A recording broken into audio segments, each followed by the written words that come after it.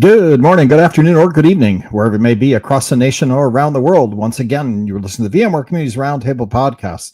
This is podcast number 734. My name is Eric Nelson, and with me today, I have my favorite co-host, Corey Romero. Today's Wednesday, July 23rd, 2025. Corey, how are you doing today? I'm doing great, Eric. How are you? Everything's I'm in doing California. I'm doing great. It's a beautiful summer day, although it has been chilly this year in the Bay Area. It's been 10 degrees colder all year long. So we're sitting in the high 60s, not even the 70s, Wow. maybe a little bit, just touching 70. It's just been a little bit cloudy and chilly the whole summer, which is interesting, but it's still beautiful. It's blue skies and the garden's growing, and I did some tri-tip on the Barbie this weekend, which is just always fun. So we'll talk about at the end of the show. On the show today, we're going to be talking about the Silicon Valley VMUG that happened last week, and we had the VCF 9 home lab set up. That's the MS-A2 mini-form machines. I got one here today, so I'm going to talk a little bit about what's in there and some of the things we've been doing, me and William, on getting that set up to run for VCF 9. And we've got it running VCF 9, and so it's kind of fun. So I'll talk through that, talk through kind of the configuration and how we set things, and give you guys a link to the blog. So we'll talk about that. But before we do that, Corey, anything new on vExperts? Yeah, so vExpert applications are closing tomorrow at 5 p.m. Standard Time. So make sure that you get your application in. And then we've got over 150 vExperts going to VMware Explore in Las Vegas. So excited about that. And we're going to be giving out the vExpert gift. It's a bomber jacket. It's a really nice vExpert branded jacket. It's really cool. And the other thing is, I did another call for content that has gone out for vExperts, and that's for the session scheduler. So if you've received that email or haven't received that email, go look in your inbox, and let's see if we can get some blogs written, and some podcasts and videos created. Great. Yeah, that sounds great. I know that I'm going to be doing an update on the blog I did last year, which is how do you get to Explore for under $2,500 was last year's. This year, it's going to be how to get to Explore for under $1,500 because now they have the $900 ticket. It used to be that you had a $1,900 ticket for Explore. Therefore, it was $2,500, and I gave you cheap flights across the U.S. into Vegas, Frontier Airlines, Alaska Airlines, Southwest Airlines, where you could get round trip for like $112. Then I put together where you can go get your food, where you can eat for free, what are all the events that are going to be happening where you should be able to get some food, and then etc. So I think this year it's going to be under $1,500 if you need to self-fund, right? So you can come hang out with us, watch all the community sessions, be part of the code labs and so forth and so on. So we'll put that blog article together as well coming up this week. And so excited about that. Excited about the vExperts nice.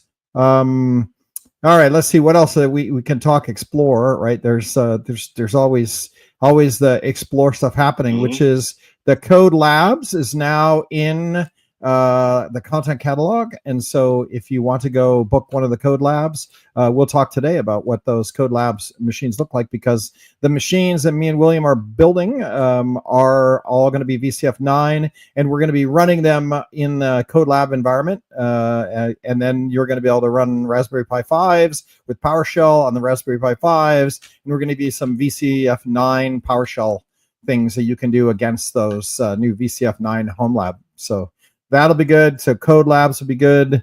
I know you're doing meetups, right? I know you're doing the meetups and giving away the bomber jackets in the community booth. So that should be something to do. I know they're doing VMUG leader meetup as well. I think we're building an agenda that will be in the content environment so that you can actually look at the meetup schedule and see what meetups you want to participate in the community. Oh, very cool. Yeah, I didn't know we were doing that in the content calendar. I think we're going to try to get that done this week. We have a meeting on it, I think, tomorrow to build that. It's called a custom agenda, but then we can make the custom agenda with all the cool community stuff that's going on. The Advantage party Tuesday night, we've got that. It's going to be somewhere in the Venetian one of the big restaurants. I think it's 400 to 500 people. I think we can reg up to 500. So pay attention to that. I think somewhere out on the Explore website is a blog article that says where to register for the VMUG, the VMUG party on Tuesday night.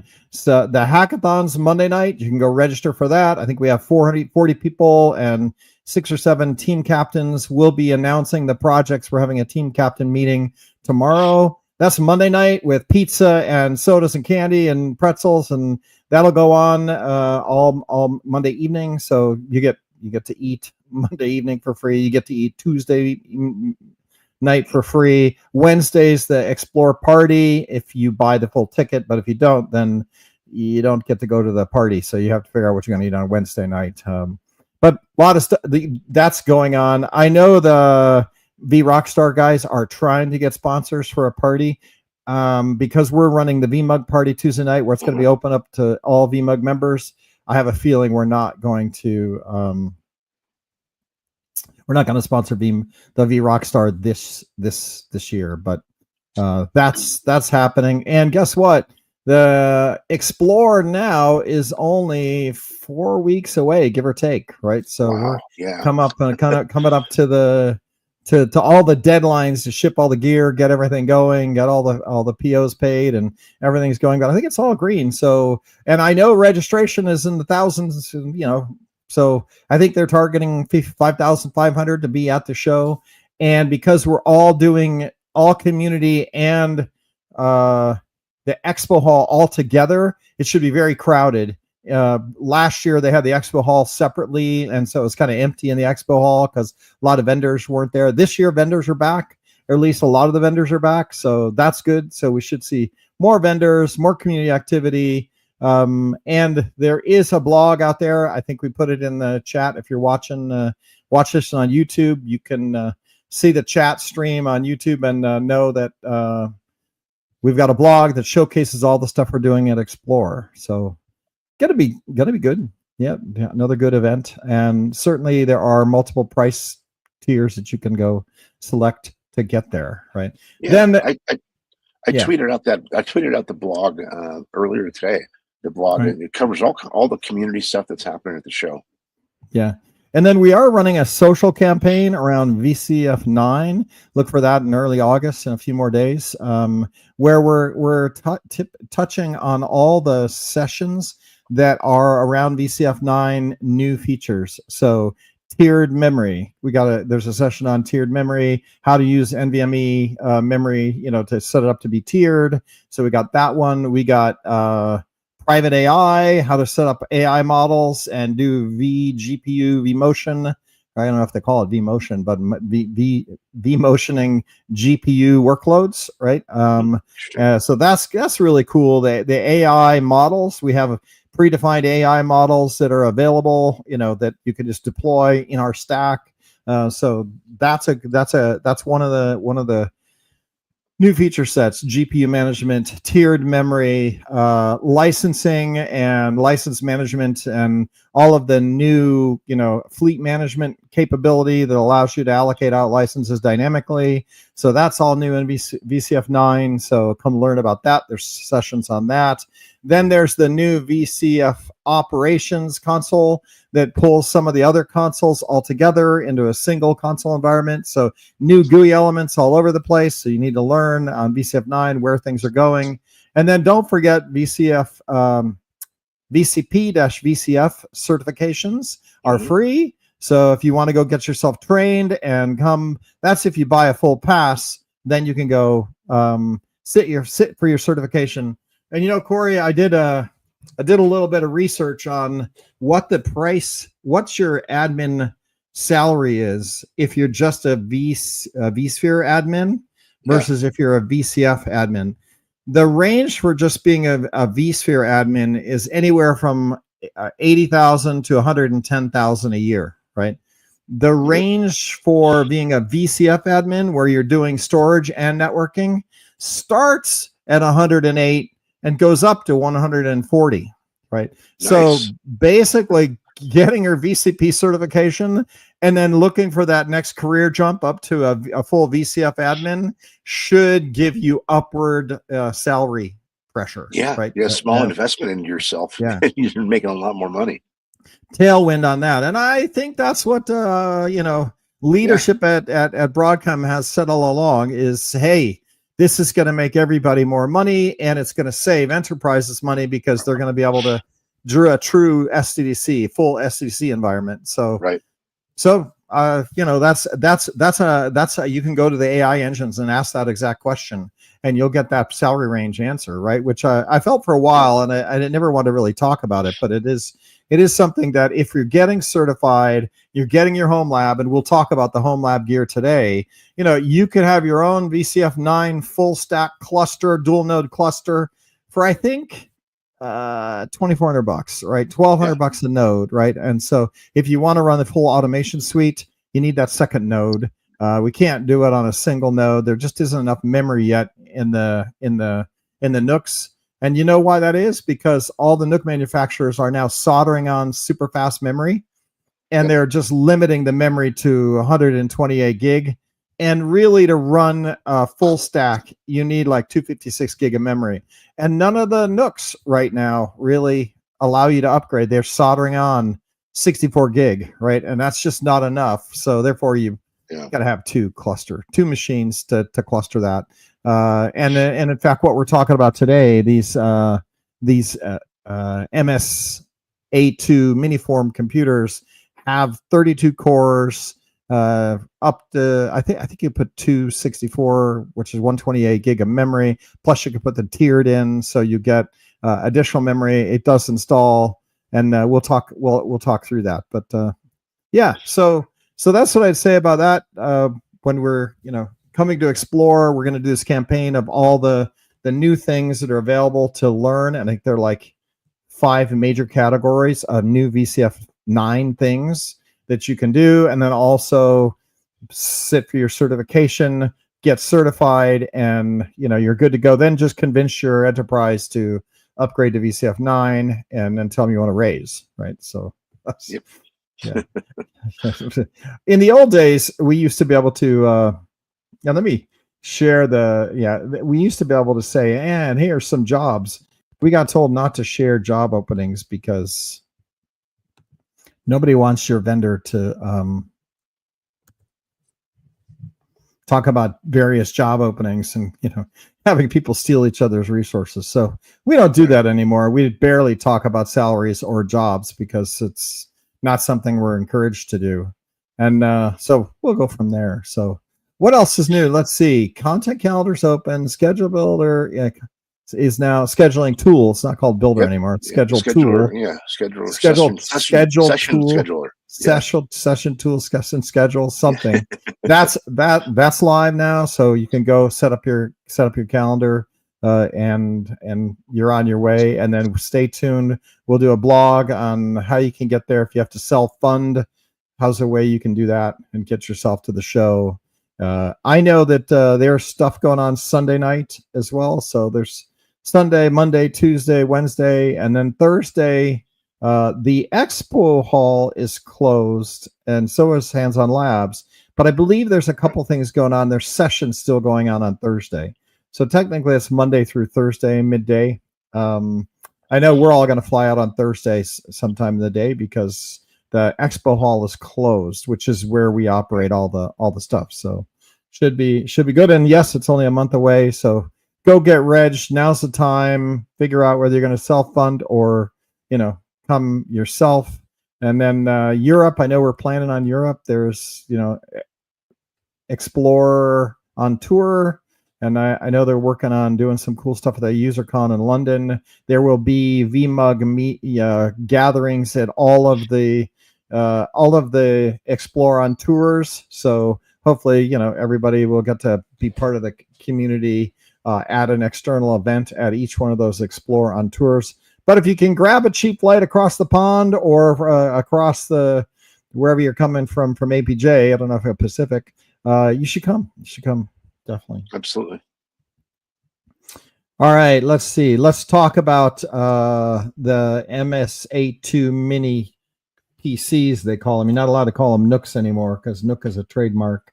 And I've got one here. So if you happen to be looking online, if you're listening to this on iTunes or Spotify and you can't see the video, then I'll try to talk you through it. But you can go to youtube.com/vbarbecue. We got all our playlists up to date, and this is episode number 734. You can see what I've got in my hand, which is, it's hard to see from a camera perspective, but it's about the size of my head. It's about, yeah, it's not very big. 1, 2, 3, about 6 inches wide by 8 inches deep. So just a little tiny pizza box in my hand here. And this guy has a 16 core, 2 dual thread, 32 threads. And I don't know what gigahertz it's running at. I want to say 3 gigahertz per core. So 32 core or 16 core, 32 thread, 32 CPU environment, which is plenty to run VCF 9, right? Like you really only need 24 to run VCF 9, but this guy has 32, which is a lot of horsepower, and it's super nice. I did put the link to William's blog on what we bought for the Silicon Valley VMUG. It's called VCF 9 hardware bomb for Silicon Valley, and we have the prices in there. I think out the door for everything, this server is $800. You can buy them on Amazon.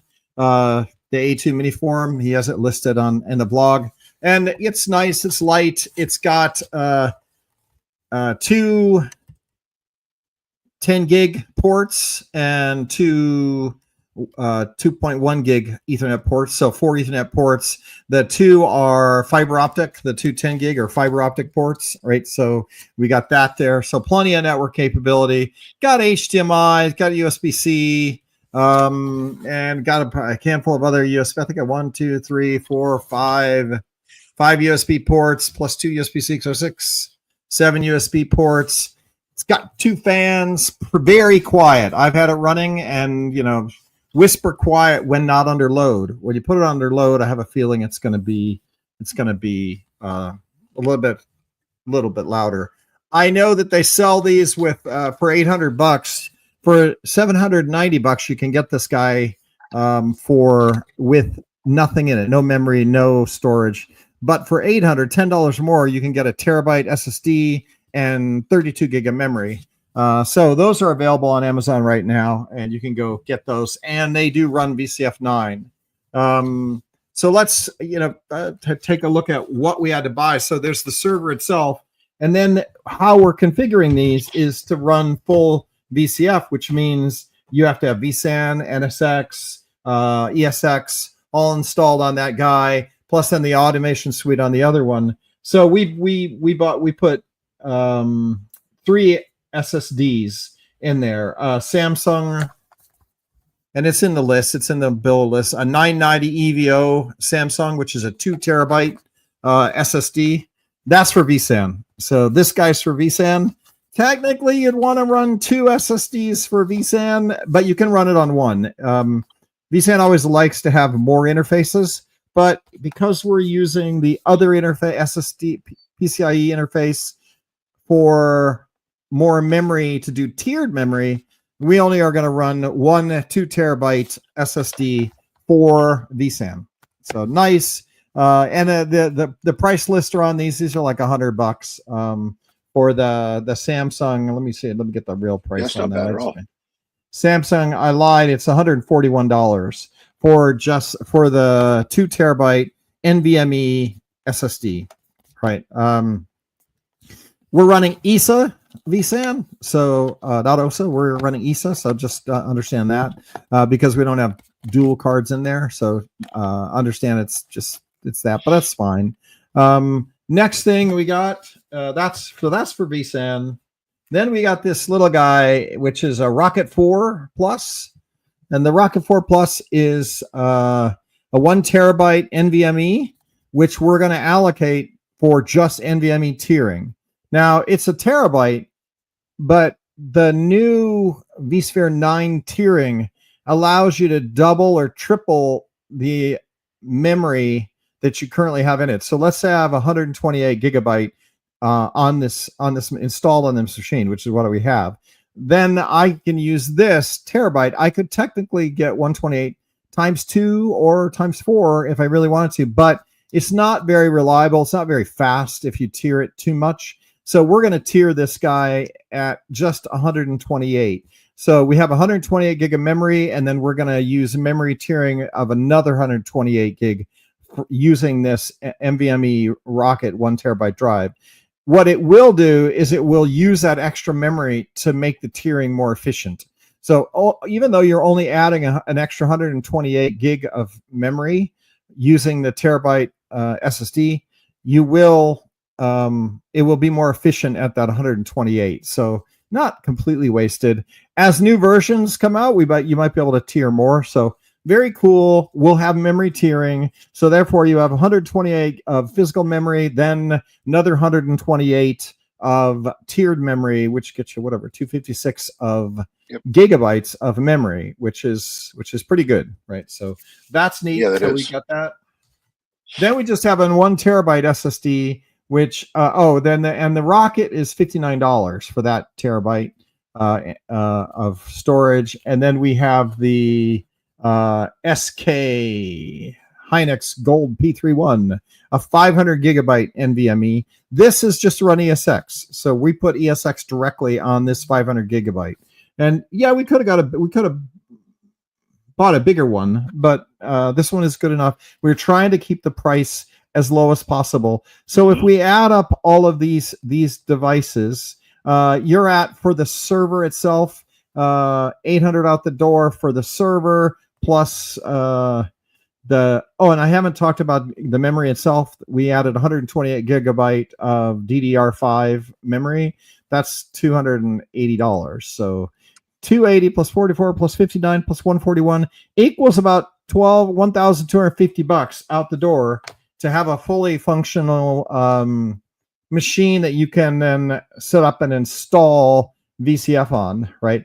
But in order to run automation, you need a lot more memory, a lot more cores. So we actually make a cluster. We took a second one and built a 2-node cluster, and then we install everything on a 2-node cluster. So technically now 1250 times 2, now you're at $2,500.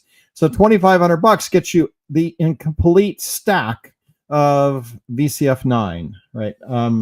So I haven't opened up the machine yet, but that's kind of the bill of materials. And you can go to William's blog and check out the bill of materials. I actually gave him the price list of all this because I went off and worked with the vendor to buy it all, and we got it all, and we got it in, and we were demoing it.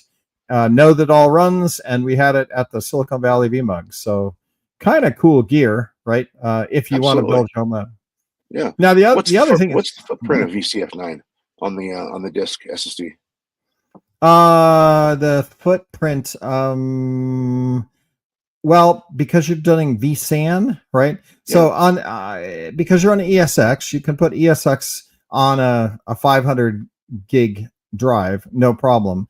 But then when you get vSAN, you need a 2 terabyte SSD because you're going to make your vSAN mirrored. It's the way vSAN runs, you have to have 3 vSAN nodes, right, to run vSAN.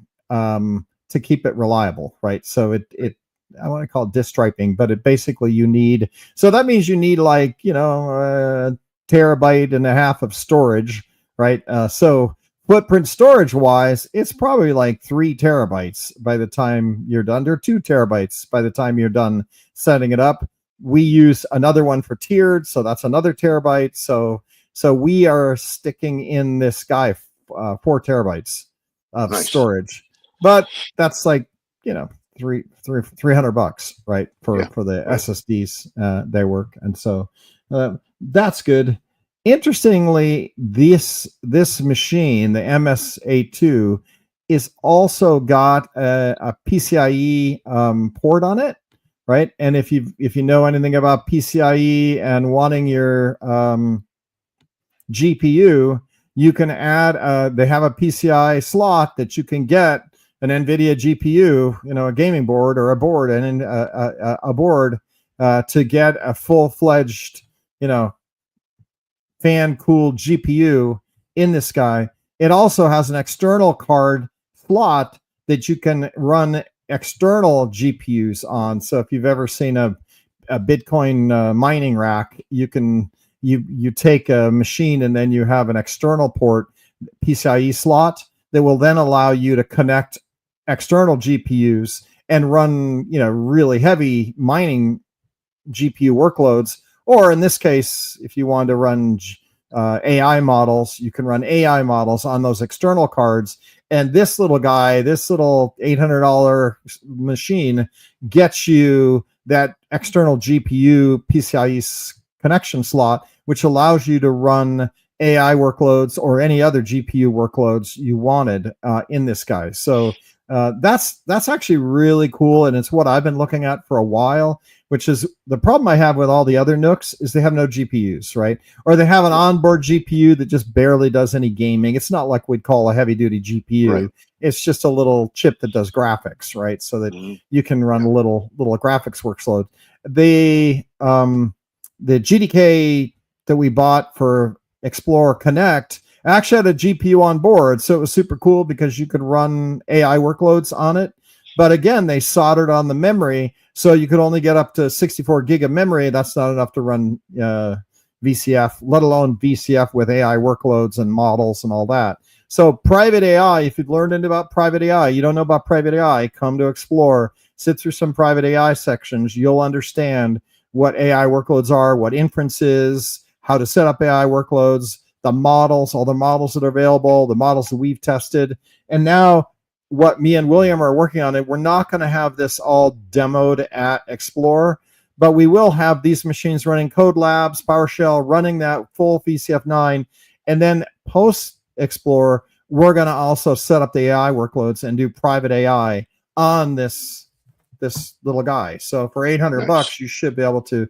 I think you're going to have to buy another $500 GPU, right? They have GPUs that'll fit inside the box, or you can. They have an external connector card that allow you to have external GPUs. We're going to try to get one of the GPUs, and William is talking to Frank Denneman about what AI models will work with the GPU we can get for this guy that'll fit in the case. So then you've got just a small machine that has a fully NVIDIA GPU in it, right? Heavy duty GPU in it. And I don't know the GPU card that we're going to get, but they sell one that'll fit inside this case that stays cool, has its own little fan, and now you'll have fully VCF 9 with GPU embedded in this case that will allow you to run an AI workload, an LLM, so you can chat with your own little happy workload on this guy, and learn VCF 9 and AI workload management. Yeah. And if you want to learn more about home labs at Explore, you can check out William and Alan Renouf's session. So they're doing a session together, and it's going to be on August 27th at 9 a.m. And it's session CLOB 1201LV. So check that out. Nice. Yeah. I know he's coming, and me and him have been working on all of this stuff. I was in his office this morning, unscrewing machines and putting all the SSDs in the machines, and I got to tell you, they have a heat sink. You want to hear something funny? They have a heat sink on one of the SSDs, and this guy, when you take it out, the heat sink aluminum fin on the little SSD. The SSDs, I think I got one of the ones I took out of the machine. Most of you know what an SSD is. These little cards. That's an SSD. Right. This is a terabyte SSD, right? And it had a heat sink on it, and it had the little, putty, the heat sink putty, right, on it that sat down on the SSD, and it had rubber bands, two little black rubber bands that held the heat sink on the SSD. Right? And you're like, what is this? And William goes, those are little rubber bands. And so I'm pulling one of the rubber, and I took the heat sink off, and I replaced it with a new, bigger terabyte SSD, blah, blah, blah. Put the heat sink on, squish the putty back on, good, right? Put one of the rubber bands on, and I get to put the other rubber back on, and it goes, snap. Yep. I'm like, great. Well, I guess it's going to squish it on and hold it on. And that's all there's going to be. One rubber band. So funny. One rubber band heat sink. it's fine. I'm sure it'll work out. I'll go in I'm later sure it and will. maybe I'll go in and tie a little string on there, right? Like one Exactly. little, You could get a little bread tie. yeah, little rubber band string. So again, very, very cool machine. And now here's something, and you guys aren't going to get to see this if you're not watching this on YouTube on the V Barbecue channel. It's a case, right? So yeah, see this case, right? It's got a little thumb press on. Let's see, how do I show this on camera? Here, there's a thumb press here, a little thumb press, and you press that thumb press and you pull. And that's it. The case just slides off little rails. So they got little rails on each side of the machine, right? Little rails. And the case, you don't have to sit with a screwdriver and unscrew, blah, blah, blah, blah, to get your case off. Yeah. Kind of sad because I'm from the old PC days where you had like the 6 screws and, Phillips screws on under the case. Yeah. And now they just have little hand knobs. Yeah, a little button that just pops off. And then they have one fan on the front, super quiet, just a nice little fan here that cools the memory cards. So below the top is a little fan that cools the memory cards. So the memory cards must heat up pretty good, right? And that probably there's a copper there's cools the memory cards, but also this is where the CPU is. So you can see the copper, see the little copper, bright copper right there. That's part of the copper fins and then the CPU's underneath that. And then the fan draws air across that, pushes across the memory cards, and that's what keeps the guy cool, right? So that's the top, that's the CPU fan. And then on the bottom, there is our little, you can't see it very well, aluminum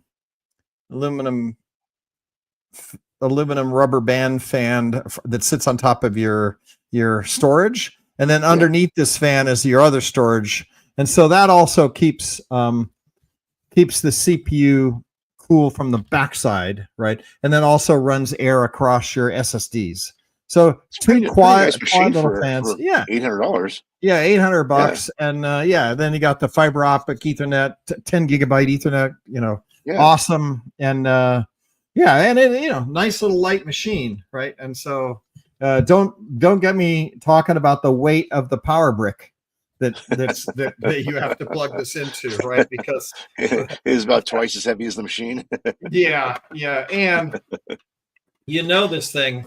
So put it back together, you just slip it back together, and boom, you're in business. And we had it running. We didn't have a lot of workload on it, and you couldn't hear it. It was just making no noise. It was just sitting there quiet. I'm sure when you get a workload on it, it gets pretty loud. And then what we do have is a VLAN switch. You do need a VLAN switch to connect the two machines together. So we actually have 2 of these guys, and we're going to have, for the code lab, we actually have 4 of them.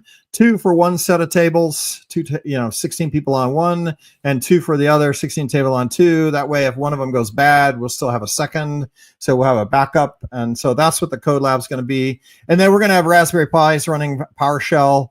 And we might do some fun Raspberry Pi stuff also, in the code lab. I'm not sure yet. We're seeing what we can get. But this is a MIK Rodic RB5009 series, which is a hub but doesn't do 10 gigabit, only does 2.3 or 2.1 gigabit Ethernet. And so it's an 8-port. So we thought we needed 8 ports. So we got the 8-port. I'm going to actually return it. We demoed this 8-port VLAN. It's a switch and a router. And so with VLAN capability, now you can manage that, and it has a fiber optic in, so you can run fiber optic line into this switch. But we're going to take it back because this is a MyTalk, and we found a 4-port MyTalk that does 10 gig Ethernet, and so we really want to have the machines on 10 gig, right? Because then you got a lot of capacity to run these servers at scale. And what we tried to do is build these machines so that they can run workloads. So this isn't just, oh, look, it'll run vSphere 9 and you're out of horsepower. once you've got vSphere 9 running with vSAN and everything, you won't be able to really run any workloads. No, the way these designed with 32 cores and 10 gig Ethernet and high performance SSDs, with tiered memory, you should be able to run your workloads, right? How many workloads? Handful of workloads, right? But they will have plenty of horsepower once you've got vSAN installed. So, right. So that's kind of the dive into what we've got at Code Labs. These are the hardware we'll be demoing. We also ran VCF 5.x on smaller NUCs, so we'll talk a little bit about that at the Code Labs, and we'll have a couple of those GTMK, I forget the GMK Tech, something like that. A couple of those servers, we'll have them there. And we also ran VCF partially on the old vExpert NUCs.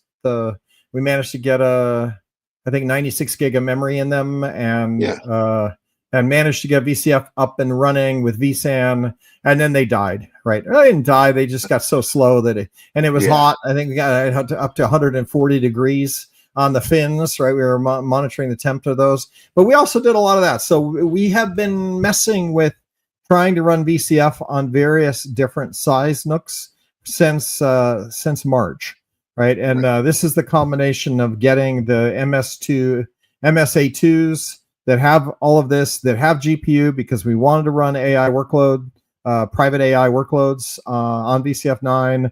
It'll run Tanzu, this guy, and it's $800. But what I would say is that due to the core requirements of VCF 9, you have to have 24 cores. A lot of people are going to have to upgrade. If you were just running vSphere on your home lab, it's nice. If you got some used old machines, it would run, vSphere pretty regularly. VCF is a different animal. You need to have the number of cores. You have to have modern cores. And so what we're really trying to do is give everybody the option to, save up your $1,000, $1,200, and, have a machine that'll do it, and then give you capacity to do more of it down the road, right? And the AI connection is one of the ones that we think is going to be important. We think everything is going to be about AI. I'll tell you, Corey, I was talking yesterday in a meeting around VMTN, right? And we were talking about, the moderators and, and consumers, and how many users do we still have coming into VMTN, the forums. In the old days, we had like 2 million members, and we had a lot of people on forums, and the forums are still there. We were talking, I'm like, how many people actually now go to forums to get a question answered, right? And I asked the guys, like, when we were talking about it, I was like, where do you go if you got a technical problem now, right? Because I know where I go. I don't go to forums, right? I go to ChatGPT, I go to Gemini, right? I go to AI, and I ask the question and I get the answer, right? I get beautiful answers, right? Now, you still need people writing blogs. The ChatGPT doesn't answer the question. AI doesn't answer the question. AI harvests intelligence from the net, right? So when we come out with VCF 9, you still need the experts, you still need bloggers writing up those answers. But people coming to forums now, I don't really see that, right? I see people calling to ChatGPT. So we still need the experts, we still need bloggers, we still need people answering questions, writing down solutions. Right. But do you need to come into forums, to get the answers? The answer is no. ChatGPT is going to harvest those from blogs, and maybe we have moderators and other people answering questions or writing up stuff answered that you might find, and maybe there's some questions. But we talked about the fact that AI is going to do a lot of, the community function. You're still going to need influencers like William writing blogs and, getting that content out there. But AI is going to start doing a lot of that work for us. So we'll talk about that a little bit. Right. I would imagine the 150 plus blog articles that vExperts wrote just on VCF 9 put a lot of that information into these AI engines. That's So, right. yeah, That's right. absolutely. They do. Yeah, And then the AI can absolutely. learn from everybody's and then start writing its own answers. But Yeah, I don't buy exactly. that. I don't know how much AI Yeah. actually, does go off and install these here and figure out. But it does get up to the answers they come up with as well. Don't people go to the docs? Do they go to docs.vmware.com? Like where do people get answers? And I'm like, nah, the AI goes and reads all the docs for you. Yeah. And then it Yeah. comes up with And then the you just answers, you right? just ask. Yeah. Right. Right. Yeah. You just ask. Yeah, that's right. Yeah. So we I talked a little use bit that about all day that. long. I don't even All use day. Google anymore. Yeah, I just ask, hey, give me a URL for this. I was yesterday looking for Mm-hmm. tires last night, and I said, find me the cheapest set of tires for this exact tire, and it went and found me the cheapest tire on the internet, which is great. Yeah. Now, did you use Gemini or did you use I Chat? use ChatGPT. Yeah. Yeah, so do I. I mean, I just use ChatGPT. I've tried to go use Gemini now because we use the Google Stack inside of VMware. So anything I need to do, I need to use Gemini for Right. content that's going out because we're a Google shop and they're giving us guidelines on. But I still use ChatGPT in my non-work life all the time. So Right. a lot of that's going to be happening. And then what I said is we need to develop strategies for VMTN where we're getting the community content and then populating it into the AIs, right? Yeah, you can post it on VMTN, I guess, or you could just go tell the AI, hey, here, learn this. Because I do that Right. sometimes. I go, hey, chat, learn this, and they go, oh, thank you very much. And, they apparently it learns it, right? So Yeah, I've done the same. kind of like SEO, but you're going to have AI EO, right? Like not search engine optimization, but AI engine optimization or Right. AEO. I don't know what the acronym will be for that, but it is neat. And so then the only other thing that I had to talk about, Corey, was the hackathon. I think we have 40 people registered for the hackathon now. We will be publishing team captains over the next few days. In fact, it's on the blog. There is a code blog right now that you can go to learn about the hackathon and see the team captains. They have not updated what their projects are yet. So we're meeting with them Thursday morning, which is tomorrow morning, to talk about what their projects are going to be, and we'll update the blog with more information about each of their projects, and then we'll start reaching out to everyone that has either put it in Schedule Builder or had filled out the hackathon form, and we'll start assigning captains to them, and hopefully they'll start engaging in some cool code projects, right? So yeah. If you want to read that article, go to blogs.vmware.com/code. Check that out. It's right on the front page, right? Yeah, you can't miss it on the code blog. So that's kind of fun, and we're getting that all together and getting we start going through judging criteria. Basically, best idea, best implementation, best presentation, right? Those are the three major buckets that generally hackathons are judged on, right? How good is your idea? What did you implement? Or what were you able to implement? And then how good is your presentation? And as long as we're on AI, last year, I remember of the 7 teams that were there, all of them used AI. All of them used AI to generate their presentation. And so I was like, did anybody not use AI? There was one team that didn't use AI. And I'm like, oh, great. I think they actually won, right? But oh, really? Yeah, I think so. Just it wasn't anything to do with AI. It was just they had a really neat idea and they had built it, and it was cool. And a lot of the teams didn't even write their code. They came up with the idea. They had ChatGPT kind of build some code, and then they had a great presentation, right? And you're like, okay, but did you actually write any code? Now, granted, the teams are supposed to form and start working on things now, right? And we're a little behind on that. So we'll see where that goes. But in the end, we're only going to be there from 7 till midnight. So it's only like a 4-hour hackathon, which is really not, it's more like a hackathon presentation, less than a hackathon, and a get together, have some pizza and sodas and candy. We're not doing alcohol this time. We've watched last year, nobody drank. So we're like, okay, obviously if you're writing code and you're working in a team environment, you're not sitting there getting drunk. So there's plenty of other places to drink, right, when you're at Explore. So that'll be good. Well, as we come up to the 45, like I always ask my guests, like, what's exciting, what's coming up in the space? And for Home Labs, I would just say what's exciting to me is the AI capability of running your GPU in a little home lab box and being able to create your own AI model and then run your AI model to do something, right? And me and William were talking about how fast will your AI model run on one of these guys, and the answer is it'll probably be slow, right? You definitely have a populated AI model that you can get. So when you download the AI models, they come with a vector database. They've already got everything, all the neural connections, all programmed into the vector database. So you get a fully trained model, right? So you got it up and running, you just load it and put it in a VM that has a vGPU assigned, and that model will run, and you get a prompt and you can start talking to it, and it's a model, right? Right. So we aren't doing model training. We're just executing a already existing model. Then they have RAG, something augmentation generation. I want to say response augmentation. And this is basically a side database of a side vector database that you can add your own information to, right? And then the main model will then also look at this secondary model, the RAG model, to it's retrieval augmented generation. I'm not sure. Could ChatGPT that right now. But that we'll be able to run the model. You'll be able to do some RAG on it.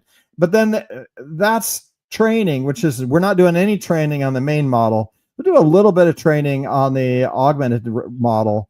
But then what you really need the GPU for is just to run it. Runtime. They call that inference, Corey. They say, oh, the inference. Well, that's just runtime. I'm asking it a question. So when I ask ChatGPT, what does RAG mean in AI terms? It's using a GPU to get that answer right now, right? Right. So it is retrieval. It's not going to give me. Yeah. Augmentation generation. So you retrieve it.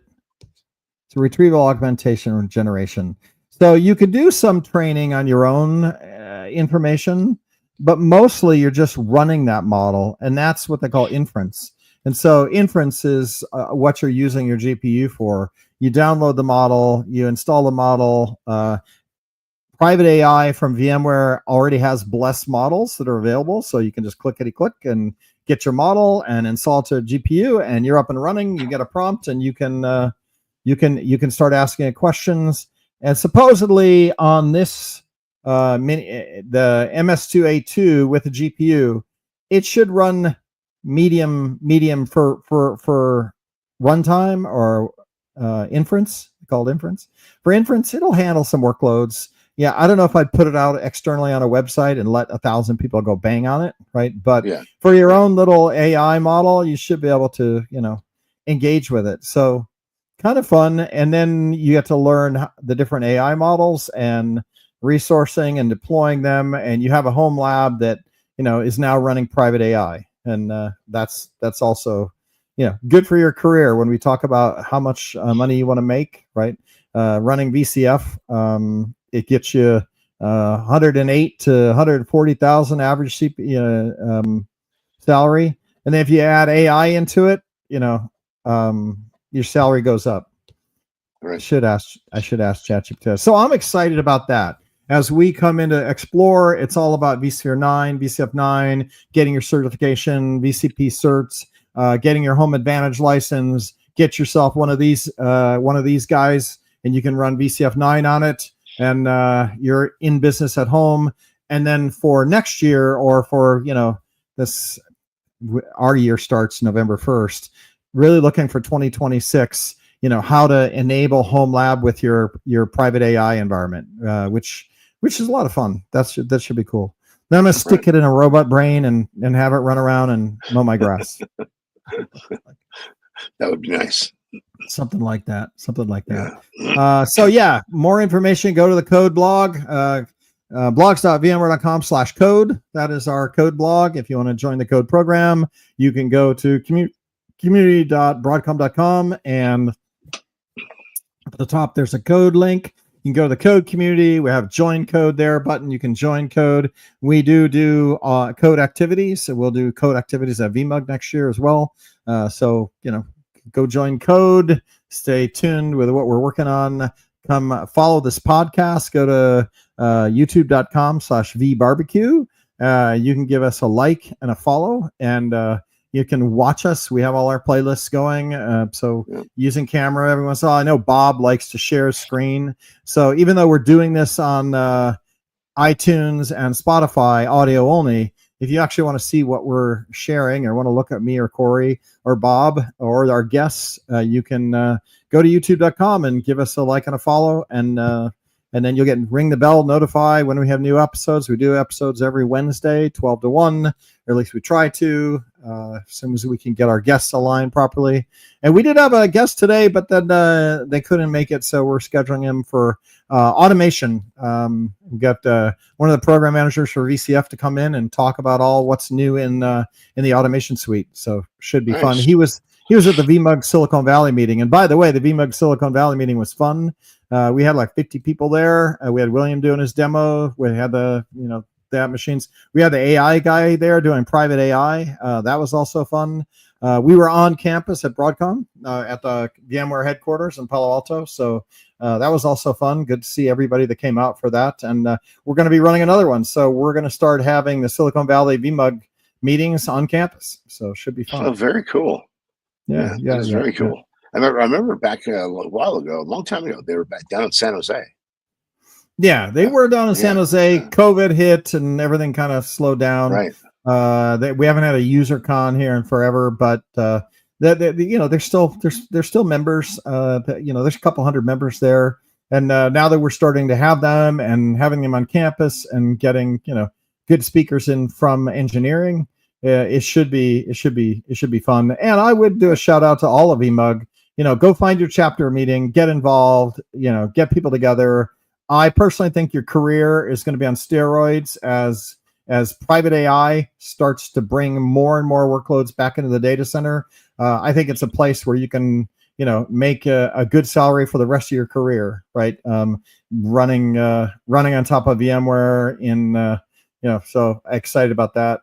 What else? I think that's it. I think that's coming up to the end of the hour, or we're actually past the hour, but we got a few minute late start. Corey Romero, V Barbecue.